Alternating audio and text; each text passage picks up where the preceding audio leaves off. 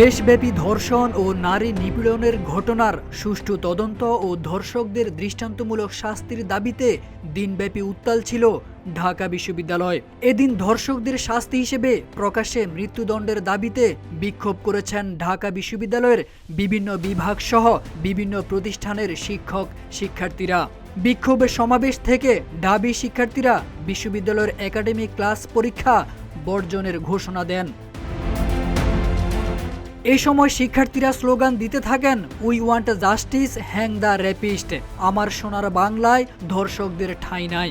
একটা একটা ধর্ষক ধরে ধরে কবর দে, রশি লাগলে রশি নে, ধর্ষকদের ফাঁসি দে, ধর্ষকদের কালো হাত ভেঙে দাও, গুড়িয়ে দাও। 24-এর বাংলায় ধর্ষকদের ঠাঁই নাই। জাহাঙ্গীর করে কি, খায় দায় ঘুমায় নাকি?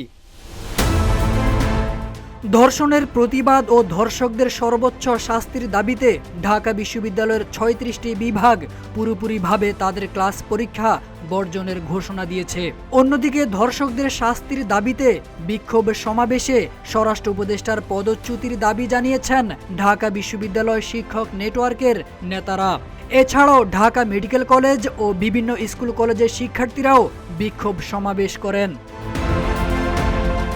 আন্দোলনকারীদের অনেকে জানান, জন্মের পর এখন পর্যন্ত কোনো ধর্ষকের দৃষ্টান্তমূলক শাস্তি হতে দেখেনি তারা, যার ফলে প্রতিদিন নতুন নতুন ধর্ষকের জন্ম হচ্ছে। এই ধর্ষকদের দৃষ্টান্তমূলক শাস্তি না হওয়া পর্যন্ত ক্লাস পরীক্ষায় অংশগ্রহণ করবেন না আন্দোলনকারীরা।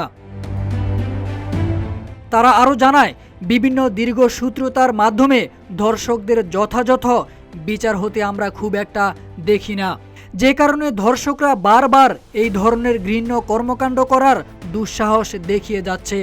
রাজনৈতিক পৃষ্ঠপোষকতায় ধর্ষকদের পার পাইয়ে দেওয়ার মতো বিভিন্ন ঘটনা অতীতে দেখা যায়। অনতিবিলম্বে বিশেষ ট্রাইব্যুনালের মাধ্যমে ধর্ষকদের বিচারের দাবি জানায় তারা। স্বরাষ্ট্র উপদেষ্টা বাংলাদেশের আইন শৃঙ্খলা পরিস্থিতি নিয়ন্ত্রণে ব্যর্থ হয়েছেন। তাকে অনতিবিলম্বে পদত্যাগ করতে হবে। তার ব্যর্থতার জন্য তাকে বিচারের মুখোমুখি করতে হবে। বিশ্ববিদ্যালয়ের নিপীড়ন বিরোধী সেলকে শক্তিশালী করে শিক্ষার্থীদের অভিযোগগুলো যথাযথভাবে উপস্থাপনের ব্যবস্থা করার দাবি জানায় শিক্ষার্থীরা। তারেক আজিজ খান, রূপালী বাংলাদেশ।